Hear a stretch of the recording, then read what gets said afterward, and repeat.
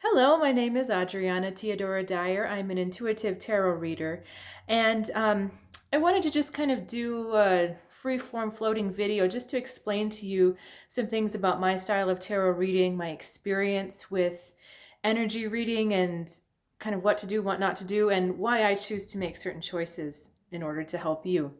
So, I think tarot reading sometimes gets a funny stigma because people think, oh, a crystal ball, gypsies, this is kind of dramatic and mysterious, and maybe something that you do kind of for fun or for a laugh just because it's entertaining.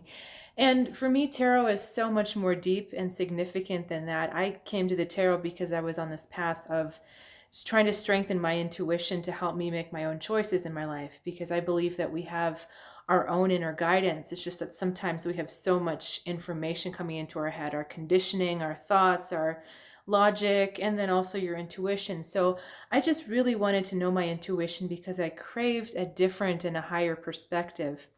And that to me is really the value of a tarot reading, what I can offer you of value. Because it's not so much what's happening, it's why is it happening? Because we attract everything into our life that is in our life, we interpret it certain ways, and if we're attracting stuff we don't like, there's definitely things that we can do and change to make it happen. What I really don't prefer to do, and what I don't I'm not knocking it if other tarot readers do it. I just personally don't see the value in it, is for telling future events like, am I going to get this job? Am I going to meet the man of my dreams? Da, da, da, da.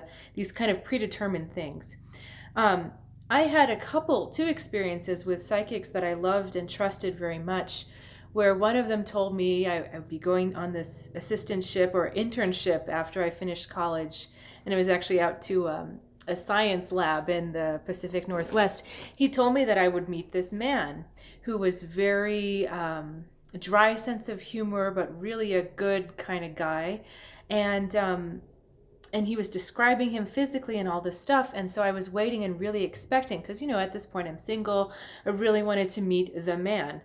And I'm thinking, because he tells me this, it's going to be a romantic relationship. Well, we get there. I do meet this man, and he is happily married in a relationship. And he turned out to be a really good friend. But because of what I expected, it again wasn't what I was expecting. It was a big disappointment.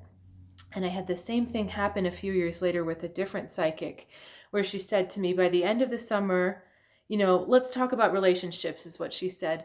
By the end of the summer, I do see a male energy around you, and you guys are going to be very close. And again, she was correct, but because of her filter and my filter, what we both wanted me to hear, we interpreted it as a romantic relationship. And it was actually a colleague, it was a work partnership. And again, he was happily married, and that was all fine. But it really set me up for disappointment. And I don't think that information was used.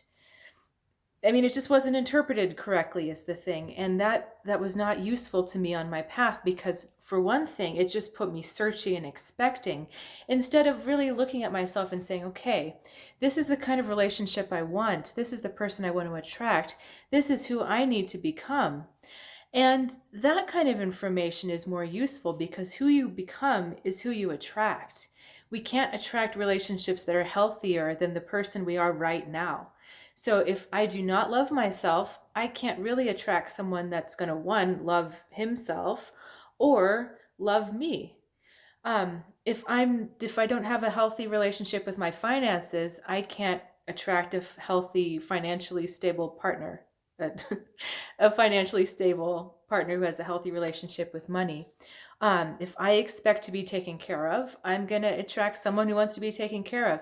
So there's much more powerful and deeper and more useful information that's available to you in the tarot cards if we stop asking these funny questions like, am I going to meet the man of my dreams? Is my dream job going to work out?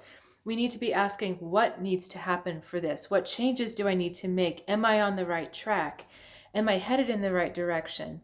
So it seems maybe more esoteric, but it is totally tailored to you. It has your situation at the root of it. we're just looking at the surface when we ask those kinds of questions. We're just looking at the flower. We're not looking at the root. We're not looking at the thing that produces the flower. And we're also not concerned if the soil that that root is growing in is healthy. Is it healthy, or does it have some bugs that we need to get out?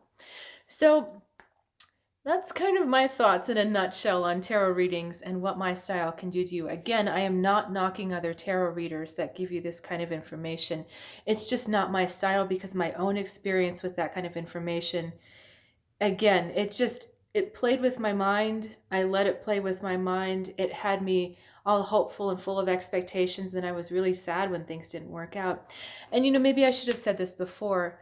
The most important thing is that although these men were predicted in my future and they didn't work out to be the ones or the romantic ones, I did get involved with men, but because of where I was, they were not that healthy.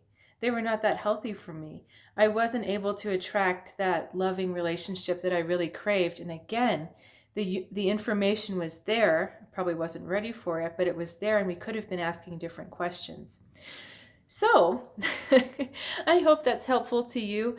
Please subscribe to this channel. I do free weekly readings according to your astrology sign, and they're just really helpful to give you a taste of what kind of growth opportunities you have in the week ahead. Of course, I am available for one-on-one readings via Skype or Zoom, and you can learn more about that on my website if you care to visit. And if you're already on my website, thanks for visiting, and I hope to see you in the near future.